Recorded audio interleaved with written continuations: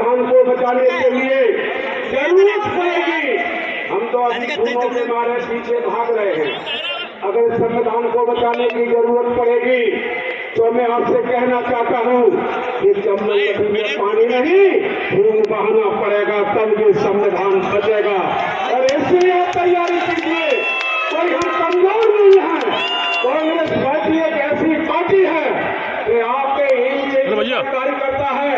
संविधान मिटाने वाला जब सामने आएगा तो दावे से कह सकता हूँ कि चंबल ग्वालियर मध्य प्रदेश देश के लोग अपना लहू बहाने के लिए जब मैदान में कूद पड़ेंगे और लहू से नदियां बहा देंगे तो मोदी जी की औकात नहीं है कि संविधान से उंगली लगा सके। ये मैं आपसे कहूँगा। बाबा साहेब अम्बेडकर ने 25 नवंबर 1949 को कहा था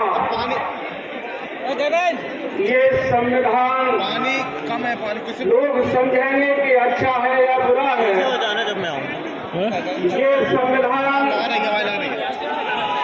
कितना भी अच्छा हो, लेकिन वो गलत हाथों में अगर जाएगा तो अच्छा संविधान गलत साबित होगा, और खराब संविधान अगर अच्छे हाथों में जाएगा तो वो खराब संविधान भी अच्छा साबित होगा।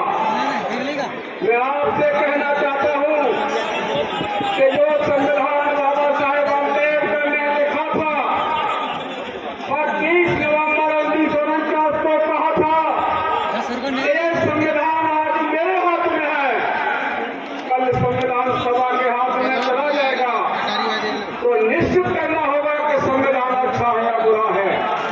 लेकिन ये बात सही थी कि अच्छा संविधान भी गलत हाथों में जाएगा तो गलत साबित हो जाएगा।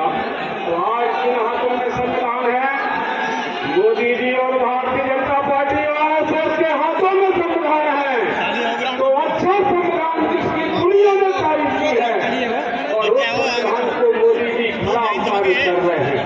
और संविधान को बदलने के लिए, लोकतंत्र को खत्म करने के लिए, देश को बचाने के लिए आमादा है। लेकिन मैं आपसे कहना चाहता हूँ कि संविधान में ऐसी कौन सी चीज है जो बीजेपी वालों को, मोदी जी को और आरएसएस को जो अच्छी नहीं लग रही है। संविधान में सबसे पहले मैं आपको बताना चाहूंगा कि संविधान में हमें जीने का अधिकार दिया है। तो संविधान ने हमको जीने का अधिकार दिया है, तो क्या भारतीय जनता पार्टी मोदी जी को 140 करोड़ लोग देश में जीते अच्छे नहीं लगते हैं? क्या वो चाहते हैं कि ये लोग मरना चाहिए? ये जीने का हक दिया है संविधान ने, मरने का हक दिया है संविधान ने, बोलने की आजादी दी है, और हम कुछ भी खा पी सकते हैं, कह सकते हैं कि आजादी है। इस आजादी को मिटाने के लिए मोदी जी आपको बताना पड़ेगा कि अगर संविधान जीने की आजादी देता है तो संविधान को खत्म करके आप जीने की आजादी छीनना चाहते हैं, तो आपको बताना पड़ेगा कि आप कितने होशियार हैं, कितने विद्वान हैं। आपको जीने का अधिकार नहीं अच्छा लग रहा है तो मारने का अनुभव आप पर कितना है? बताएंगे मोदी जी कि आपके पास मारने का क्या अधिकार है? कितने लोगों का आपने कत्ल किया है? ये आप अपने अधिकार स्वरूप कहेंगे। इसलिए साथियों मैं आपसे कहना चाहता हूँ, ये संविधान जिस दिन मिट जाएगा, इस देश में लोग जीने का हक छोड़ देंगे, कोई भी जिंदगी नहीं जी पाएगा।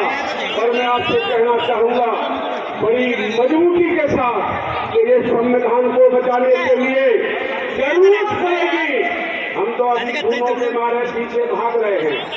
अगर संविधान को बचाने की जरूरत पड़ेगी तो मैं आपसे कहना चाहता हूँ कि चंबल नदी में पानी नहीं, खून बहाना पड़ेगा, तब ये संविधान बचेगा। और इसलिए आप तैयारी कीजिए। कोई हम कमजोर नहीं है।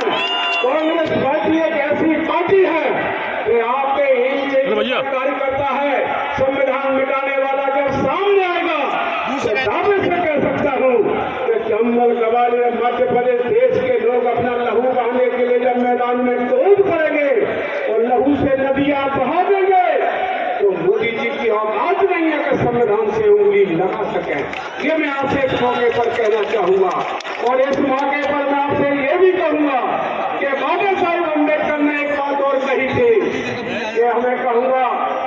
26 जनवरी 1950 से ये संविधान जब लागू होगा तो कह रहे थे कि हम ऐसा जीवन में जा रहे हैं, ये हमारा जीवन विरोधाभासी है। राजनीतिक समानता हमें मिल रही है, एक सिद्धांत का पालन करना पड़ेगा, एक आदमी एक वोट और एक कीमत। ये तो बाबा साहेब अम्बेडकर ने कहा था कि राजनीतिक बराबरी में हम लोग जाएंगे तो राजनीतिक समानता के सिद्धांत का पालन करेंगे, लेकिन आर्थिक और सामाजिक जीवन में हम असमानता वाले होंगे और असमानता हम प्राप्त करेंगे। तो बाबा साहेब अम्बेडकर कहते हैं कि जब तक सामाजिक जीवन आर्थिक जीवन में जब तक समानता नहीं होगी तो इस देश का